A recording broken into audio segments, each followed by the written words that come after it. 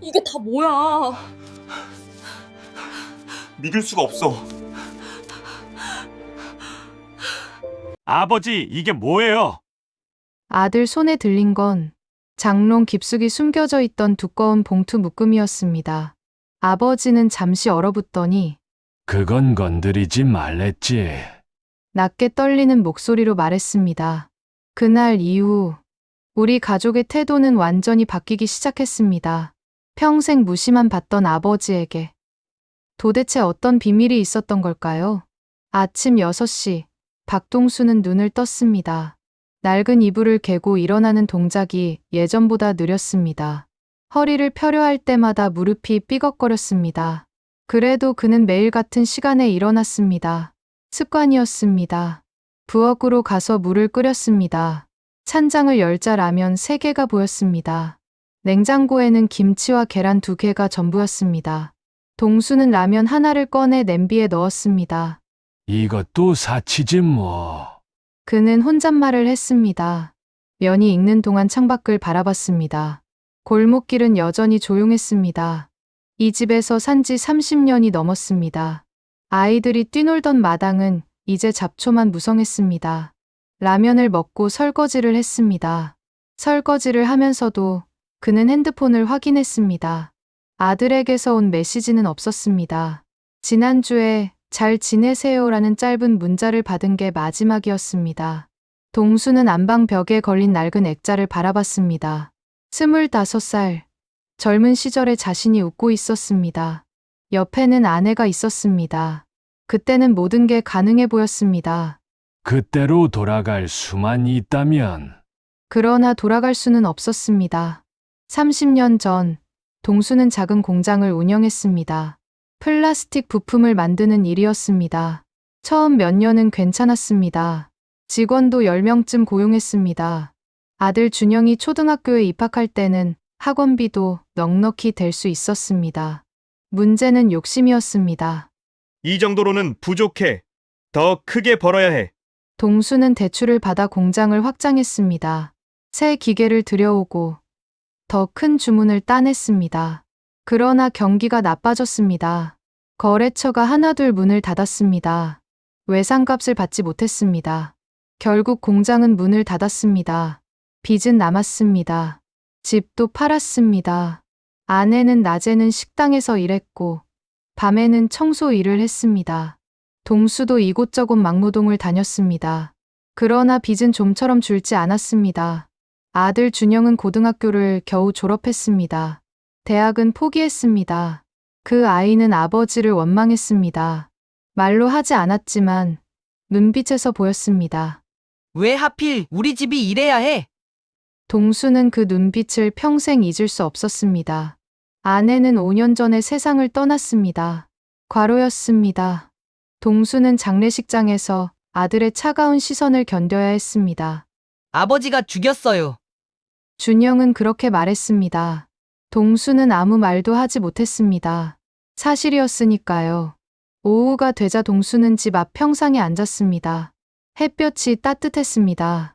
지나가는 사람들을 멍하니 바라봤습니다. 골목 어귀에서 젊은 부부가 아이 손을 잡고 걸어왔습니다.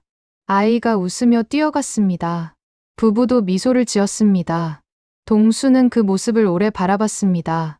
준영이도 저랬었지. 핸드폰이 울렸습니다. 동수는 재빨리 주머니에서 꺼냈습니다.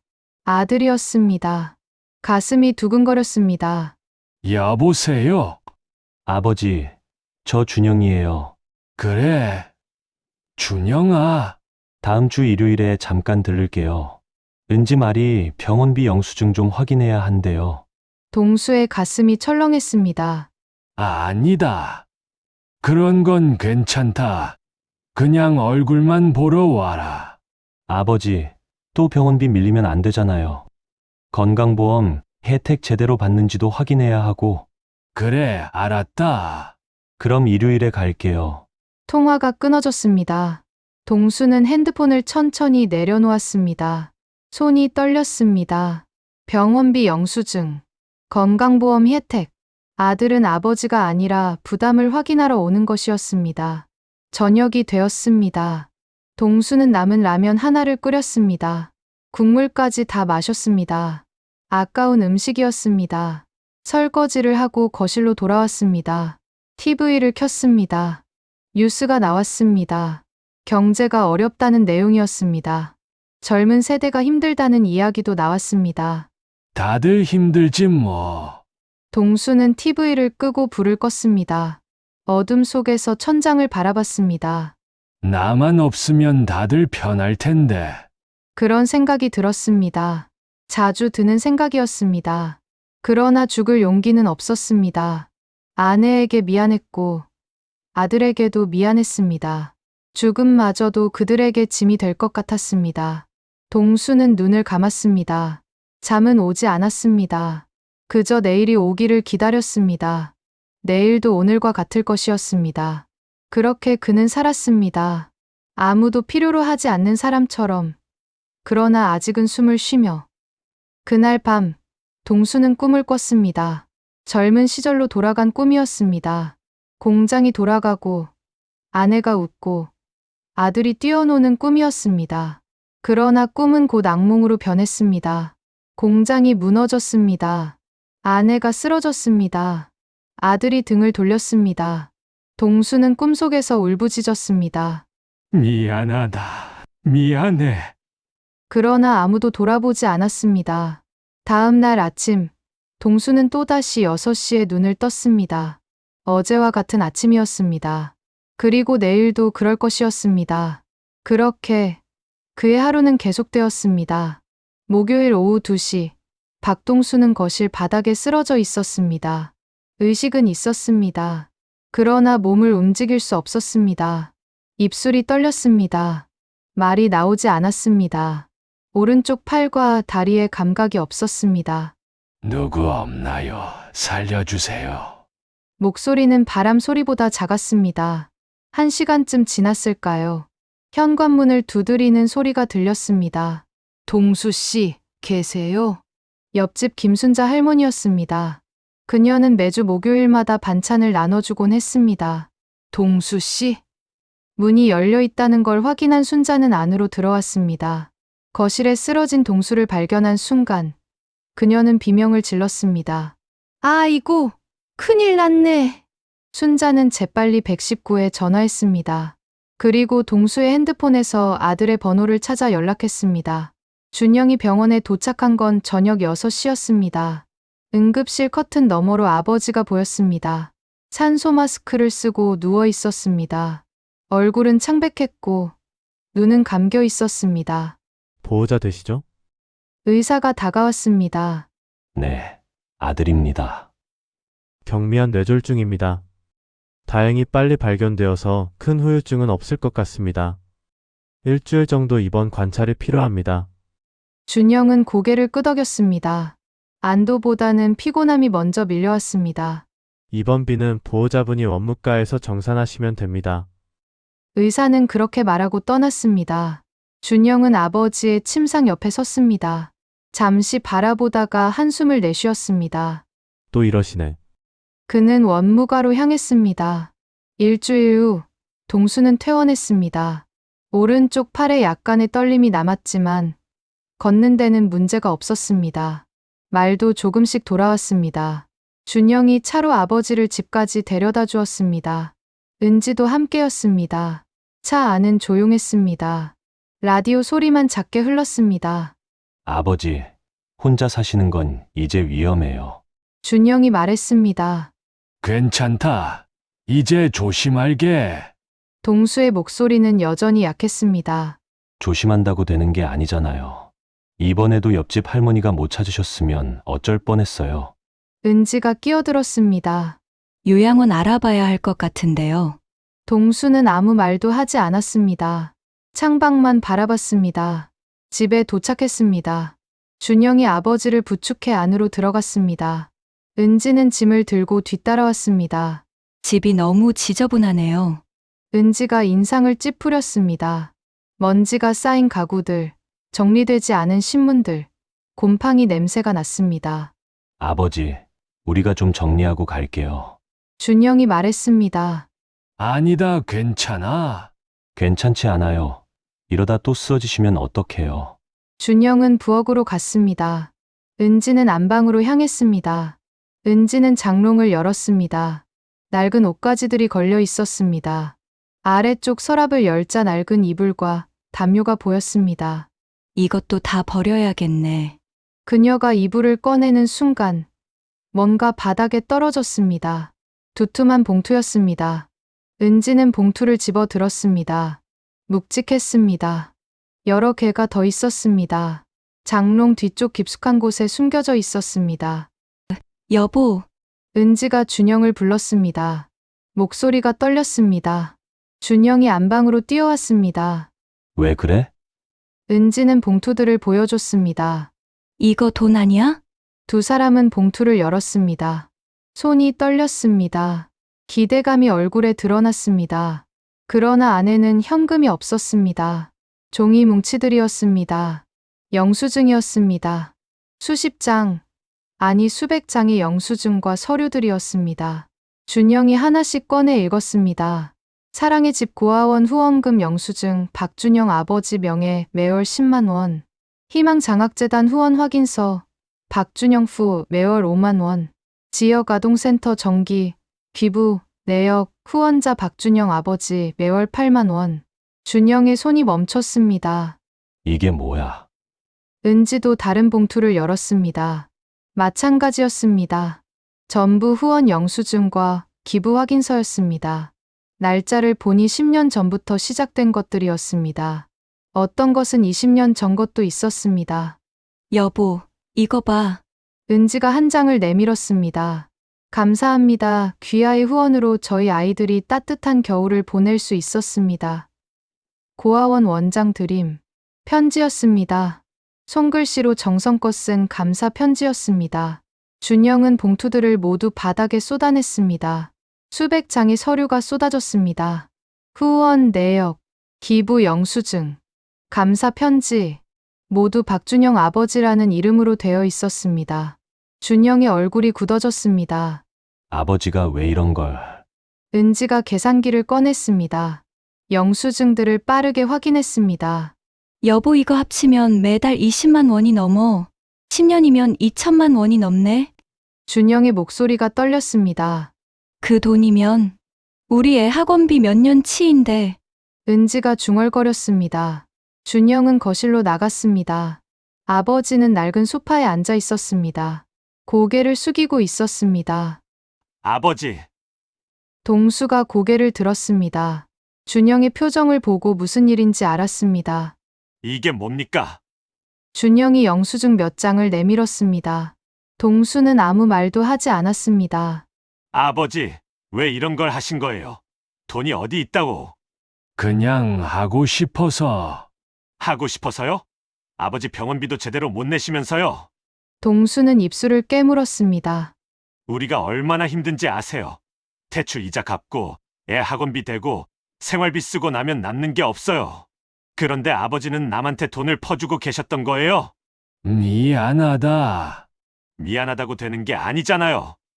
준영의 목소리가 높아졌습니다. 은지도 나왔습니다.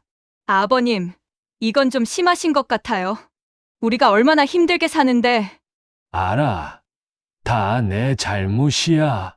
동수는 고개를 떨구었습니다. 준영은 영수증들을 바닥에 던졌습니다. 종이들이 흩어졌습니다. 대체 왜 이런 걸 하신 거예요? 동수는 한참을 침묵했습니다. 그러다 작은 목소리로 말했습니다. 너 이름으로 뭐라도 남기고 싶었다. 준영은 말문이 막혔습니다. 내가 너한테 해준 게 없잖니. 대학도 못 보내고 결혼할 때도 도와주지 못하고 그래서 동수의 목소리가 떨렸습니다. 내 이름으로 누군가를 도우면 너도 좋은 사람으로 기억될까 싶어서. 준영은 아무 말도 할 수 없었습니다. 은지도 입을 다물었습니다. 거실에는 침묵만 흘렀습니다. 한참 후 준영이 입을 열었습니다. 저희 먼저 갈게요. 그는 돌아서서 현관으로 향했습니다. 은지도 뒤따랐습니다. 문이 닫혔습니다. 동수는 혼자 남았습니다. 바닥에 흩어진 영수증들을 바라봤습니다. 그의 10년이 거기 있었습니다. 라면으로 끼니를 때우며 모은 돈, 병원을 참으며 아낀 돈, 겨울에 보일러를 꺼가며 모은 돈, 그 모든 것이 아들의 이름으로 누군가에게 전해졌습니다. 동수는 영수증 한 장을 집어 들었습니다. 박준영 아버지께 감사드립니다. 그는 그 글자를 오래 바라봤습니다. 이것밖에 못해줘서 미안하다. 그날 밤, 동수는 영수증들을 하나하나 다시 봉투에 담았습니다. 손이 떨렸지만 멈추지 않았습니다. 이것이 그가 아들에게 남길 수 있는 전부였으니까요. 그날 밤, 준영은 잠들지 못했습니다. 옆에서 은지가 잠든 숨소리가 들렸습니다. 천장을 바라보며 준영은 아버지가 했던 말을 떠올렸습니다. 내 이름으로 누군가를 도우면 너도 좋은 사람으로 기억될까 싶어서. 가슴이 답답했습니다. 준영은 일어나 거실로 나갔습니다. 소파에 앉아 핸드폰을 켰습니다. 영수증 사진들을 다시 확인했습니다. 10년치였습니다. 어떤 달은 5만 원, 어떤 달은 10만 원이었습니다. 꾸준했습니다. 한 달도 빠지지 않았습니다. 아버지가 어떻게 이 돈을? 준영은 알고 있었습니다. 아버지가 연금만으로는 살 수 없다는 것을요. 다음 날 아침, 준영은 아버지 집 근처 동네를 걸었습니다. 재래시장이 보였습니다. 좁은 골목길을 따라 가게들이 늘어서 있었습니다. 과일 가게 앞에 멈춰 섰습니다. 주인 아주머니가 사과를 정리하고 있었습니다. 저기 혹시 박동수라고 아세요? 아주머니가 고개를 들었습니다. 아, 동수 씨? 알죠.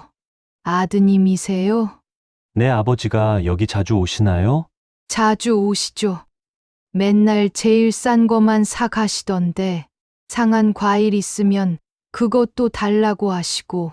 준영의 가슴이 먹먹해졌습니다. 시장을 더 돌아다녔습니다. 반찬 가게, 정육점, 생선 가게를 들렀습니다. 모두가 아버지를 알고 있었습니다. 동수 씨는 늘 깎아달라고 하세요. 제일 싼 것만 사가시죠. 한 번은 유통기한 지난 두부 있냐고 물으시더라고요. 준영은 더 이상 듣고 싶지 않았습니다. 시장 끝자락에 작은 목공소가 있었습니다. 오봉 목공소라는 낡은 간판이 걸려 있었습니다. 준영이 안으로 들어가자 톱질 소리가 들렸습니다. 50대쯤 되어 보이는 남자가 나무를 자르고 있었습니다. 안녕하세요. 남자가 손을 멈추고 돌아봤습니다. 무슨 일이세요? 박동수라는 분 아세요? 남자의 얼굴이 밝아졌습니다. 동수 형님, 당연히 알죠. 그런데 왜요? 제가 아들입니다. 아, 준영이? 형님이 얘기 많이 하셨어요. 남자가 작업복에 먼지를 털며 다가왔습니다. 아버지가 여기서 일하셨나요? 일이라기보단 가끔 와서 도와주셨죠. 나무 나르고 청소하고 그런 거. 돈을 받으셨어요? 처음엔 안 받으려고 하셨어요. 그냥 심심해서 온다고. 근데 제가 억지로 드렸죠. 하루에 3만 원씩. 남자가 한숨을 쉬었습니다. 형님은 정말 대단하신 분이에요. 이른이 넘었는데도 새벽부터 오셔서 일하셨어요. 허리도 안 좋으신데 준영은 말문이 막혔습니다. 요즘엔 안 오시던데 편찮으신가요? 네, 쓰러지셔서. 에이고, 남자가 고개를 저었습니다. 그럴 줄 알았어요. 마지막에 오셨을 때도 안색이 안 좋으시더라고요. 그래도 일은 끝까지 하시고 가셨어요. 준영은 목공소를 나왔습니다. 다리에 힘이 풀렸습니다. 그날 오후, 준영은 사회복지관을 찾아갔습니다. 희망장학재단이라는 간판이 보였습니다. 영수증에서 봤던 이름이었습니다. 안으로 들어가자 젊은 여자 직원이 반갑게 맞았습니다. 어서 오세요. 저 박동수라는 분에 대해 여쭤보려고요. 아, 박동수 어르신. 어떻게 아세요? 아들입니다. 여자의 눈이 커졌습니다. 정말요? 어머, 준영 씨시군요. 네. 어르신이 늘 아들 얘기를 하셨어요. 준영이 이름으로 기부하신다고. 여자가 컴퓨터를 켰습니다. 잠시만요, 여기 있네요. 박동수 어르신은 12년 전부터 저희 재단에 후원하셨어요. 매달 5만 원씩. 12년이요? 네, 한 번도 빠지지 않으셨어요. 계좌 이체가 아니라 직접 오셔서 현금으로 내셨죠. 여자가 파일을 꺼냈습니다. 이게 어르신이 후원하신 학생들 명단이에요. 준영이 서류를 받아봤습니다. 15명의 이름이 적혀 있었습니다. 이 아이들이 어르신 덕분에 학교를 다닐 수 있었어요. 어떤 아이는 대학에도 갔고요. 아버지가 이렇게 많은 아이들을. 네, 정말 대단하신 분이에요. 한 번은 어르신이 말씀하셨어요. 내 아들은 대학을 못 갔지만 다른 아이들은 포기하게 두고 싶지 않다고. 준영의 눈시울이 붉어졌습니다. 어르신은 늘 준영 씨 얘기를 하셨어요. 자랑스러운 아들이라고, 잘 크고 있다고. 여자가 미소를 지었습니다. 어르신이 그렇게 자랑하시는 아들을 드디어 만나네요. 준영은 고개를 숙였습니다. 눈물이 떨어질 것 같았습니다. 저녁 무렵, 준영은 아버지 집으로 향했습니다. 현관문을 열고 들어가자 아버지가 부엌에 서 있었습니다. 라면을 끓이고 있었습니다. 아버지, 동수가 놀라 돌아봤습니다. 준영아, 왜 왔니? 아버지, 준영의 목소리가 떨렸습니다. 왜 그러니? 아버지 왜 그렇게 사셨어요? 동수는 대답하지 않았습니다. 라면이 끓는 소리만 들렸습니다. 폐지 주우시고, 목공소에서 일하시고, 시장에서 상한 과일 사드시고, 준영이 한 걸음 다가갔습니다. 그렇게 모은 돈을 왜 남한테 주신 거예요? 동수는 불을 껐습니다. 라면을 그릇에 담았습니다. 앉아라, 같이 먹자. 아버지, 앉으라니까. 동수의 목소리에는 힘이 없었습니다. 그러나 단호했습니다. 준영은 식탁에 앉았습니다. 동수가 라면 그릇을 내려놓았습니다. 젓가락을 건넸습니다. 먹어라. 아버지, 먹고 얘기하자. 두 사람은 침묵 속에서 라면을 먹었습니다. 국물 소리만 들렸습니다.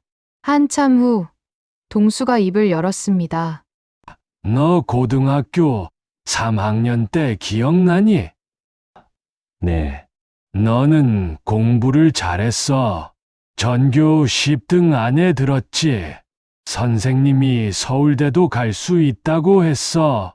동수의 목소리가 떨렸습니다. 그런데 나는 너한테 대학 등록금을 못 해줬어. 빚 갚느라 그것도 못 했어. 아버지, 그건 너는 그때 뭐라고 했는지 아니? 준영은 기억했습니다.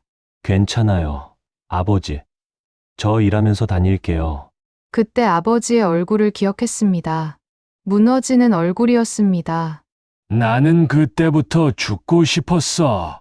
동수가 고개를 떨구었습니다.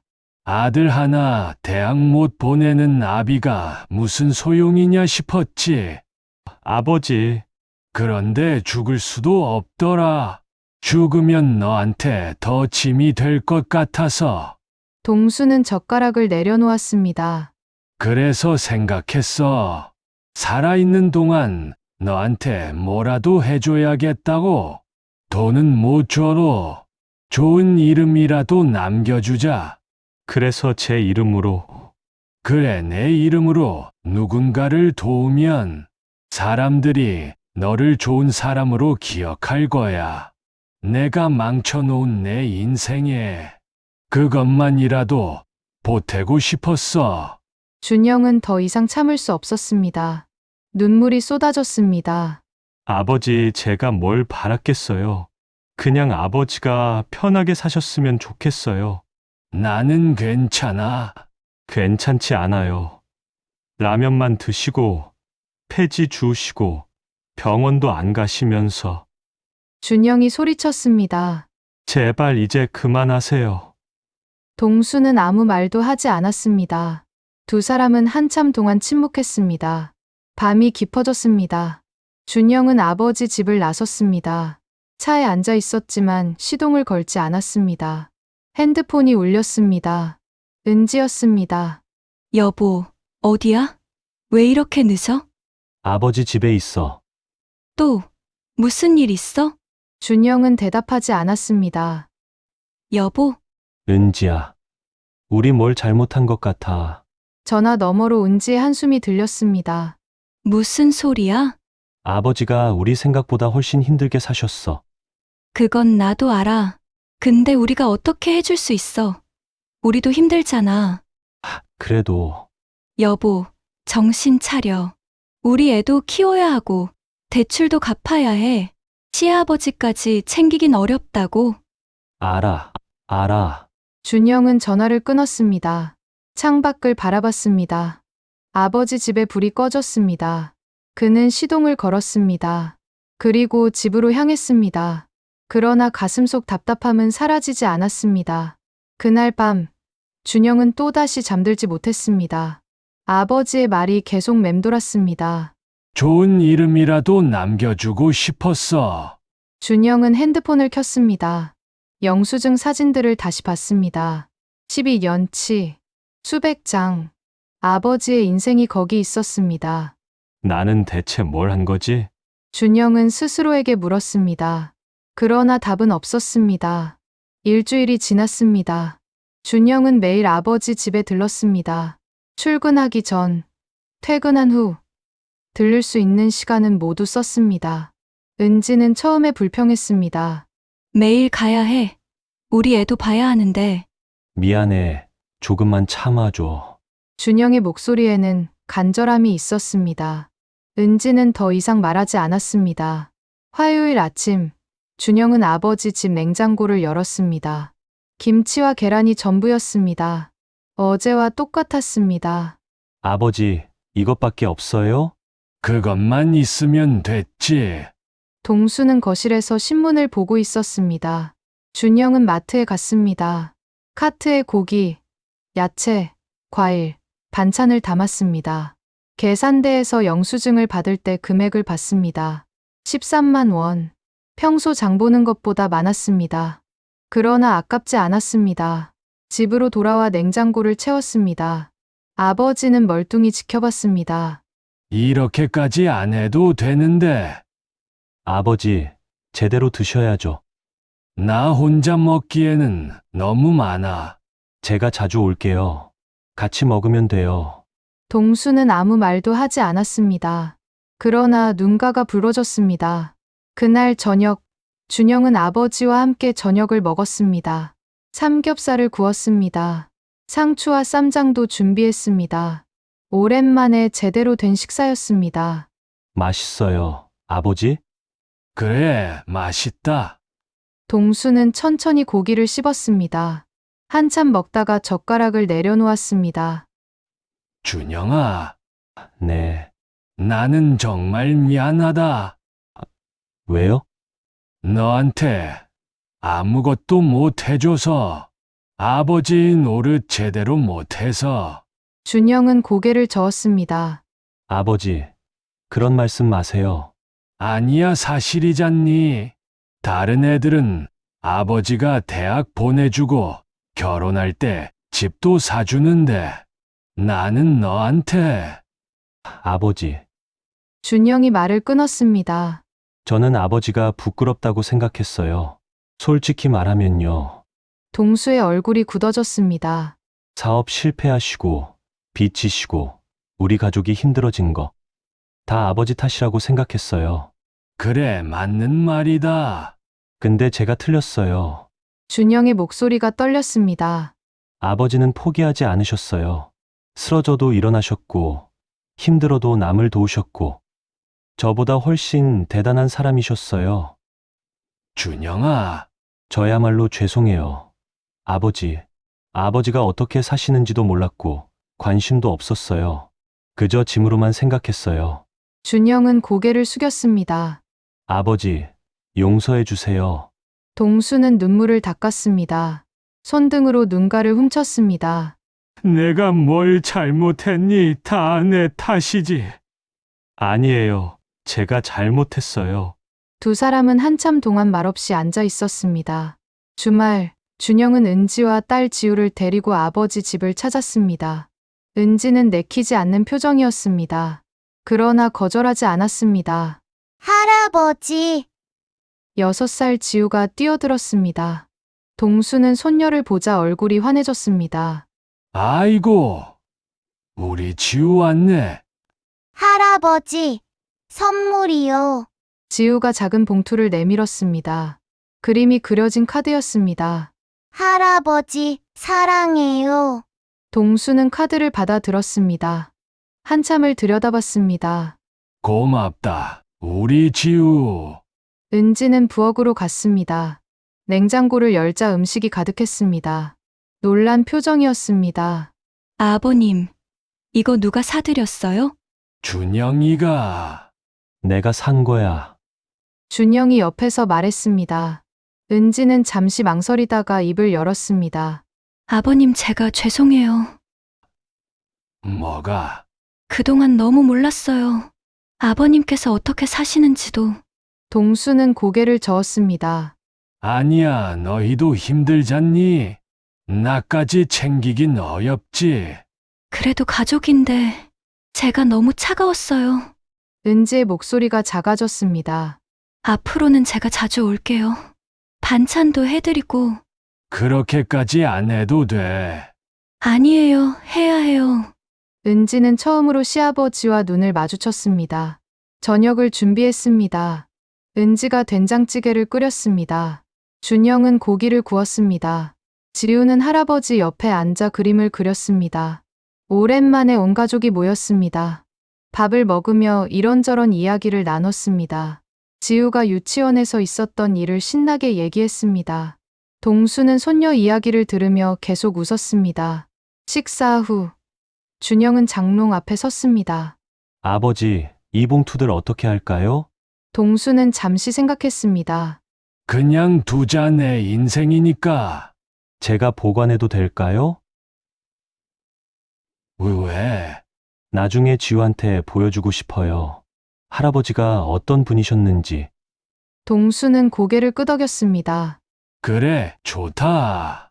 준영은 봉투들을 조심스럽게 상자에 담았습니다. 하나하나 정성껏 정리했습니다. 영수증들을 보며 생각했습니다. 이것은 돈이 아니었습니다. 아버지의 삶이었습니다. 묵묵히 걸어온 길이었습니다. 밤이 되어 집으로 돌아왔습니다. 지우는 차 안에서 잠들었습니다. 준영이 딸을 안아 침대에 눕혔습니다. 거실로 나오자 은지가 소파에 앉아 있었습니다. 여보, 응? 우리 아버님 모시고 살까? 준영은 놀라 아내를 봤습니다. 진심이야? 응, 혼자 계시면 위험하잖아. 또 쓰러지실 수도 있고. 근데 공간도 좁은데. 지우 방을 같이 쓰면 돼. 애도 할아버지랑 같이 있으면 좋아할 거야. 은지가 남편을 봤습니다. 그동안 내가 너무 이기적이었어. 나만 힘들다고 생각했는데 아버님은 더 힘드셨잖아. 준영은 아내를 안았습니다. 고마워. 미안해, 진작 이렇게 했어야 했는데. 두 사람은 한참을 그렇게 있었습니다. 다음 날, 준영은 다시 아버지를 찾았습니다. 아버지, 저희 집에서 같이 사실래요? 동수는 고개를 저었습니다. 아니다, 나는 여기가 편해. 아버지, 혼자 계시면 위험해요. 괜찮아. 이제 조심할게. 그래도. 준영아, 동수가 아들의 손을 잡았습니다. 나는 너희가 자주 오는 것만으로도 충분해. 더 알 게 없어. 하지만. 내 가족 잘 챙겨. 그게 나한테는 제일 큰 선물이야. 준영은 더 이상 말하지 않았습니다. 아버지의 눈빛이 단호했습니다. 대신 약속해요. 아프면 꼭 말하세요. 혼자 참지 마시고. 그래, 약속한다. 그리고 라면만 드시지 마세요. 제가 반찬 갖다 드릴게요. 알았어. 동수는 미소를 지었습니다. 오랜만에 보는 편안한 미소였습니다. 그날 밤, 준영은 영수증 상자를 펼쳤습니다. 하나하나 다시 읽었습니다. 박준영 아버지께 감사드립니다. 귀하의 후원으로 아이들이 학교에 갈 수 있었습니다. 따뜻한 마음 잊지 않겠습니다. 준영은 눈물을 닦았습니다. 아버지, 제가 이어갈게요. 그는 결심했습니다. 아버지가 걸어온 길을 이제는 자신이 걷겠다고. 어렵더라도 조금씩이라도 누군가에게 작은 희망이 되겠다고. 그것이 아버지께 드릴 수 있는 가장 큰 선물이라고 생각했습니다. 창밖에는 별이 떠 있었습니다. 준영은 별을 바라보며 생각했습니다. 이제 시작이야. 그리고 그는 미소를 지었습니다. 한 달이 흘렀습니다. 준영은 매주 아버지를 찾았습니다. 월요일에는 반찬을 가져갔습니다. 수요일에는 함께 병원에 갔습니다. 주말에는 온 가족이 모여 저녁을 먹었습니다. 처음에는 어색했습니다. 무슨 말을 해야 할지 몰랐습니다. 그러나 시간이 지나며 자연스러워졌습니다. 동수는 조금씩 변했습니다. 얼굴에 생기가 돌았습니다. 말도 많아졌습니다. 지우가 올 때면 동화책을 읽어주었습니다. 할아버지, 또 읽어주세요. 그래. 또 읽어줄게. 동수는 손녀를 무릎에 앉히고 책을 펼쳤습니다. 지우는 할아버지 품에서 깔깔 웃었습니다. 은지는 그 모습을 보며 미소를 지었습니다. 아버님, 요즘 건강하신 것 같아요. 그래, 덕분에 제가 만든 반찬 잘 드셨어요? 잘 먹었지. 맛있더라. 다음엔 더 맛있는 거 해드릴게요. 동수는 며느리를 봤습니다. 예전과는 다른 눈빛이었습니다. 따뜻했습니다. 어느 토요일 오후, 준영은 아버지와 단둘이 시장을 갔습니다. 오래간만의 외출이었습니다. 아버지, 뭐 사드릴까요? 아무거나 내가 고르렴. 두 사람은 과일 가게, 반찬 가게를 돌았습니다. 준영은 이것저것 샀습니다. 아버지가 좋아할 만한 것들이었습니다. 시장 끝에 있는 목공소 앞을 지나갔습니다. 아버지, 여기서 일하셨죠? 그래, 가끔. 목공소 주인이 밖으로 나왔습니다. 동수를 보자 얼굴이 환해졌습니다. 형님, 오랜만이에요. 그래, 잘 지냈나?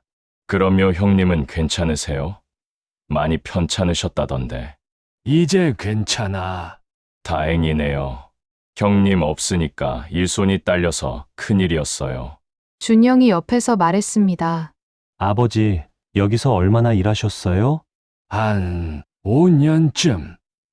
5년이요? 준영은 놀랐습니다. 생각보다 길었습니다. 목공소 주인이 웃었습니다. 형님은 정말 성실하세요. 한 번도 지각한 적 없고, 힘든 일도 마다 안 하시고. 그냥 할 수 있는 걸 했을 뿐이지. 동수는 쑥스러워했습니다. 준영은 아버지를 바라봤습니다. 구부정한 등, 거친 손, 주름진 얼굴.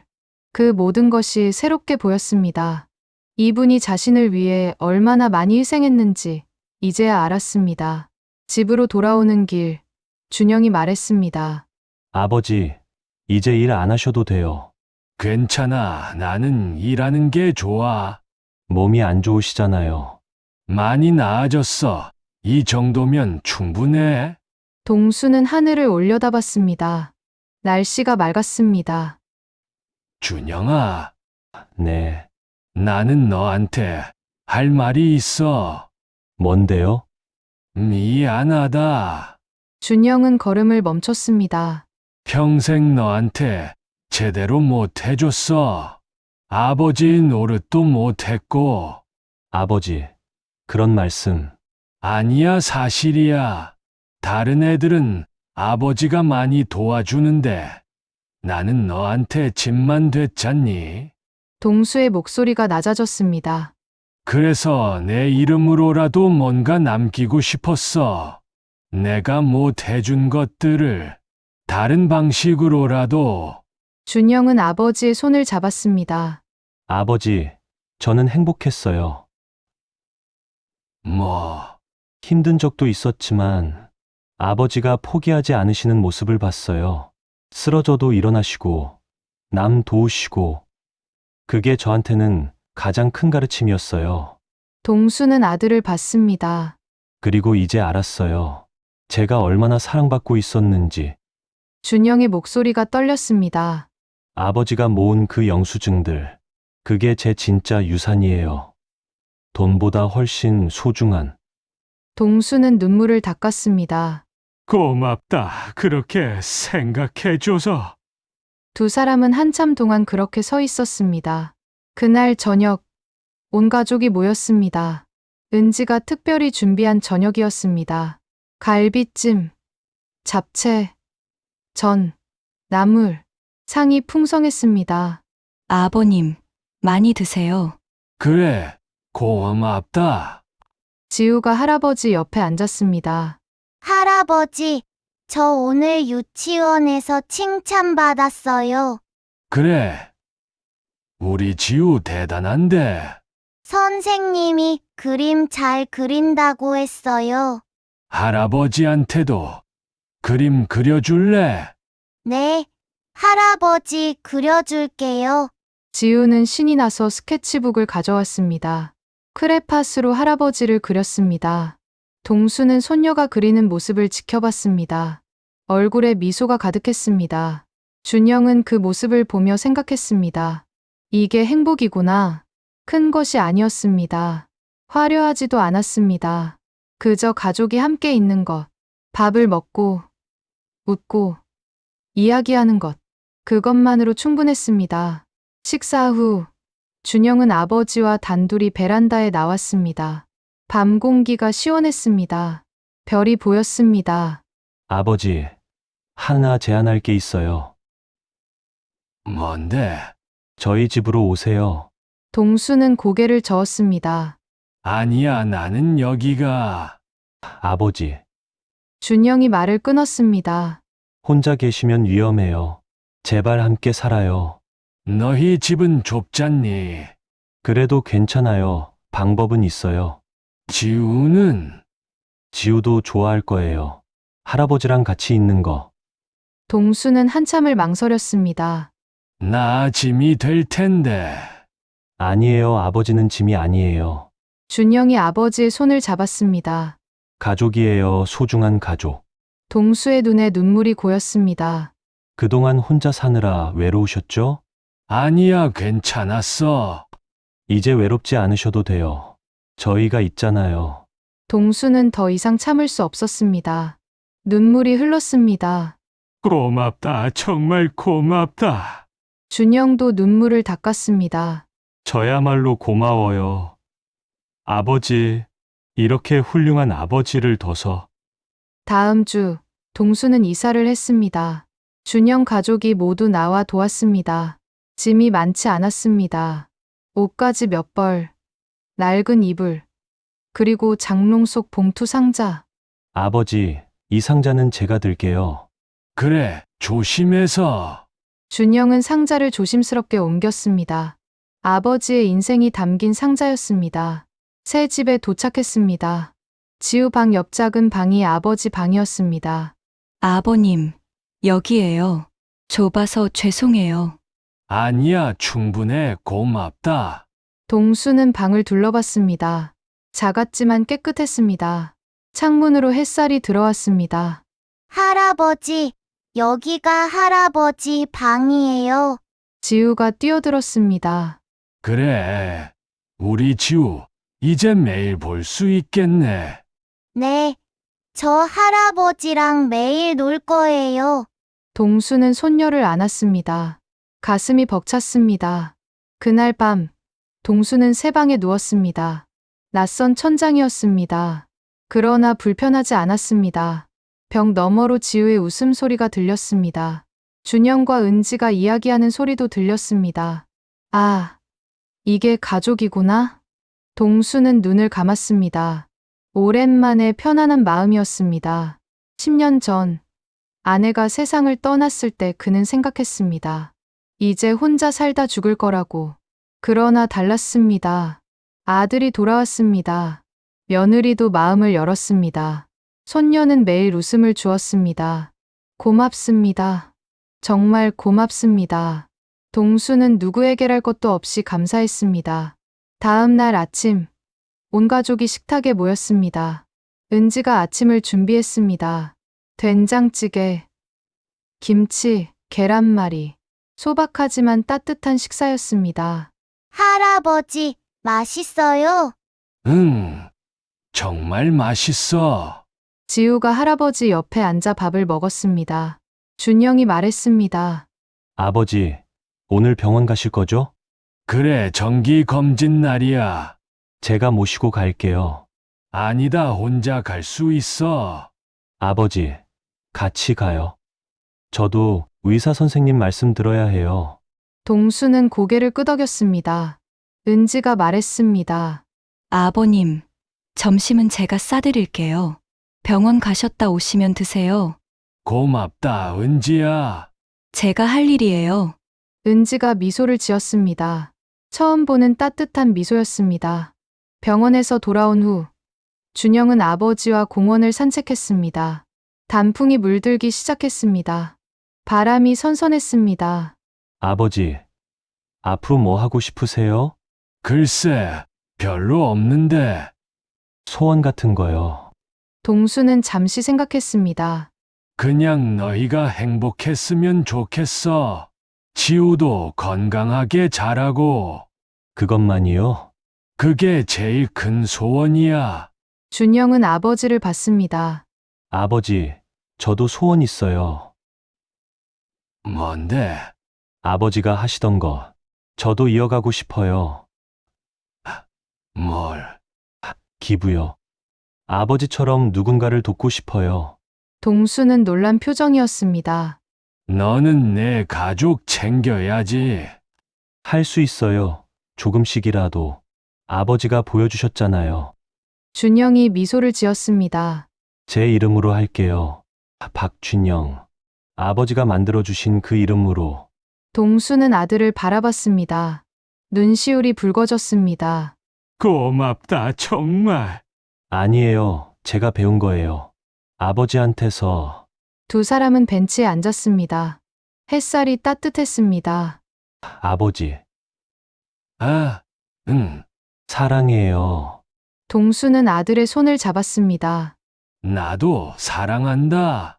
그날 저녁, 동수는 봉투 상자를 열었습니다. 수백 장의 영수증이 있었습니다. 그의 10년이 거기 있었습니다.